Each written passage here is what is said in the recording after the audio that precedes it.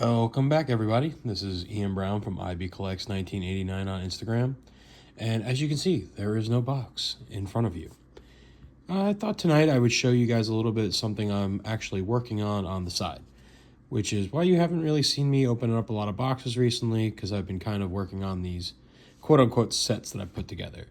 So there's me, but I've gotten really into using these top loader binders, so I'm going to get to show you a little bit what's going on. So this is actually going to move this time. Don't mind that. Made Christmas cookies for my wife's holiday party that she's going to at her job. But the first one. This one actually is what I like to basically say is my NHL Hall of Famer binder. If anyone listens to the Hockey Card Gong Show on the podcast, they have a segment called the NHL Hall of Fame. They look back and highlight a player, every player from the Hockey Hall of Fame starting from 1945 and on. I really like that segment, and I kind of turned it into this.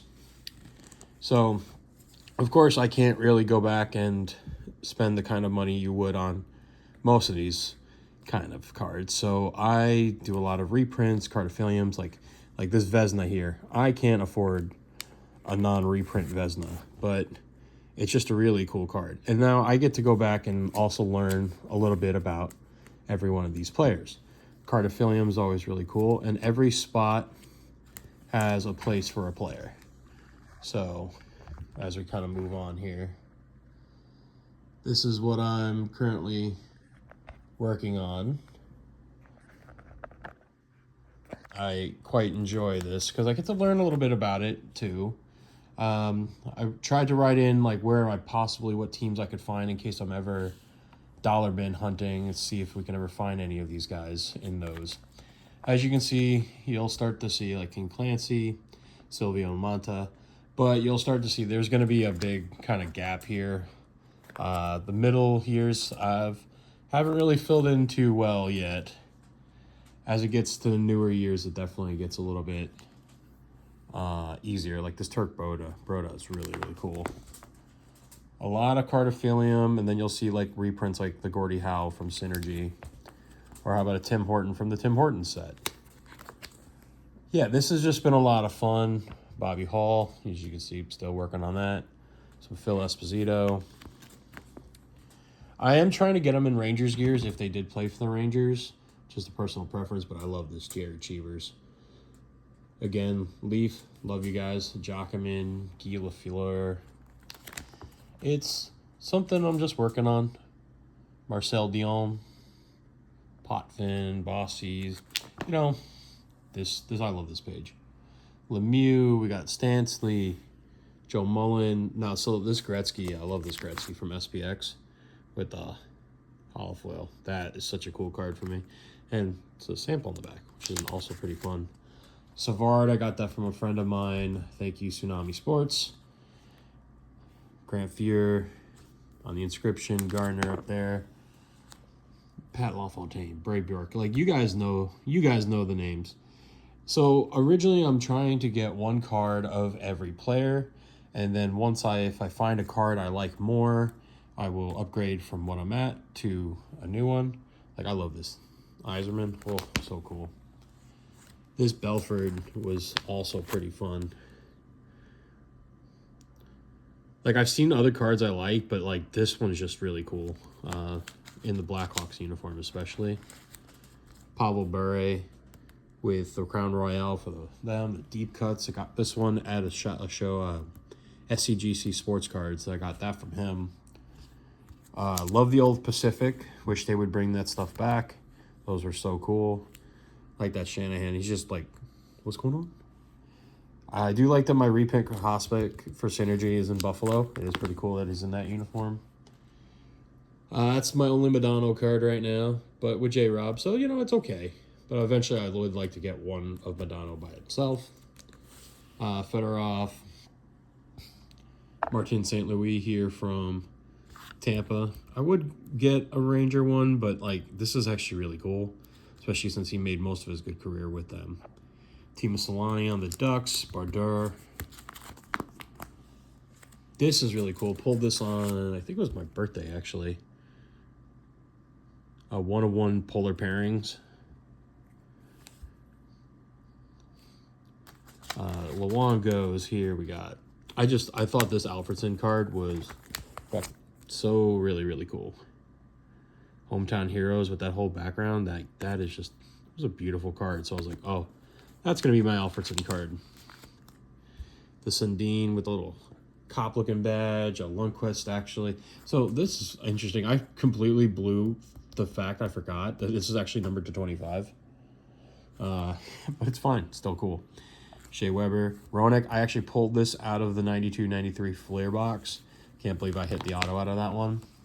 And then a couple more to end it, the most recent class. So yeah, this is just one of the two binders I'm currently working on for hockey. I will show you the next one. Yes, you guys know I am a stature fanatic, but I'm also an allure fanatic. And I was like, what is a set that's somewhat, especially on the lesser known players, kind of affordable, and cards I just really truly like. Like, I love the greens, I like the reds, the color flows. Well, how about full rainbow autos? So I went back to the beginning and I made this big old chart of every player that has a full rainbow auto in every set so far of Allure. And I'm making my way down, basically trying to get through them all.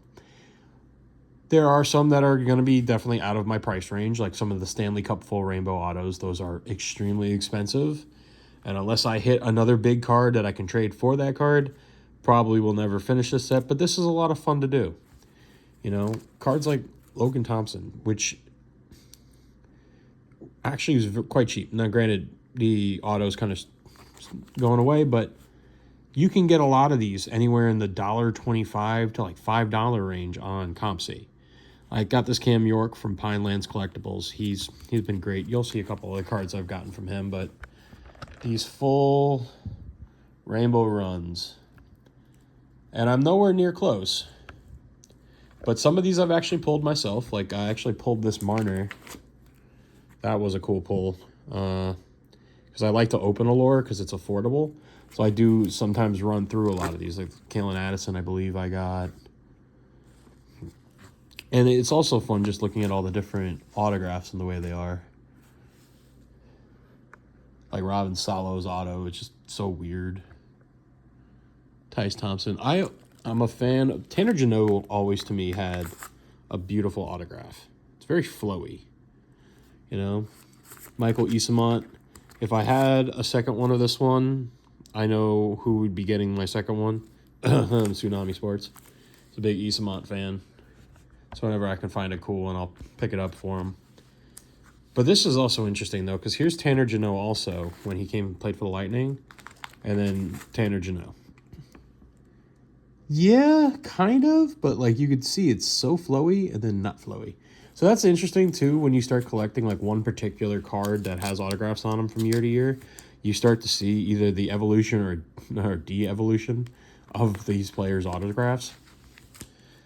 And then, yeah, so then this is the last page here. The Sharon Govich auto has always been so funny to me. I got this Cole Perfetti from Pinelands Collectibles as well. So, like, those are the two kind of hockey things I'm working on just to have a little bit of fun. Kind of helps me rein in my spending on particular things and focus and have some fun. This is just something I got started with my brother-in-law. He's a big Magic, Pokemon kind of guy. Some sports a little bit. So I was like, all right, you know what? There's certain Pokemon I like, and then I just fell down a rabbit hole.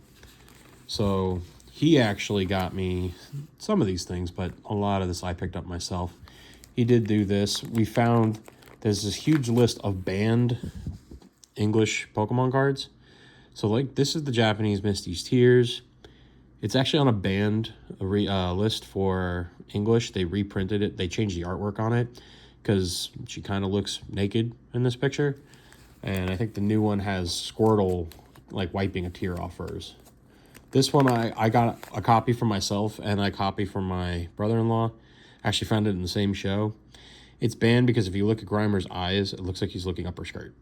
In the English version, he's looking straight forward.